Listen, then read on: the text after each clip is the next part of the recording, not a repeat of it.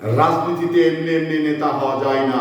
রাজনৈতিক মাঠে আপনাকে ট্রেনিং দিতে হবে, আপনাকে প্র্যাকটিক্যাল করতে হবে। তৃণমূল থেকে তিলে তিলে গড়ে উঠে নেতৃত্বের জায়গাতে যেতে হবে। তো আমি এই ডাক্তার শফিকুর রহমান আদৌ কোনোদিন রাজনীতি করেছে কিনা এবং রাজনীতি সে জানে কিনা, এটা নিয়ে আমার যথেষ্ট সন্দেহ রয়েছে। কারণ রাজনীতি করা ব্যক্তি যে ফেল করে, তার জীবদ্দশায় একবারও পাস করতে পারেনি। এবার সংসদে প্রতিনিধিত্ব করছেন তারেক রহমানের দয়ায়। কারণ তারেক রহমান ওই সিটে যে শফিকুর রহমান লিটন খান ছিলেন, সে নির্বাচিত হয়েছিলেন। এবার মানবিক কারণে বিরোধী দলের নেতা হিসাবে তাকে কিন্তু দয়া করে সংসদে প্রতিনিধিত্ব করার সুযোগ দিয়েছে। তো সেই মানুষ দিয়ে আসলে একটি দল চলতে পারে না, একটি দল চলবে না।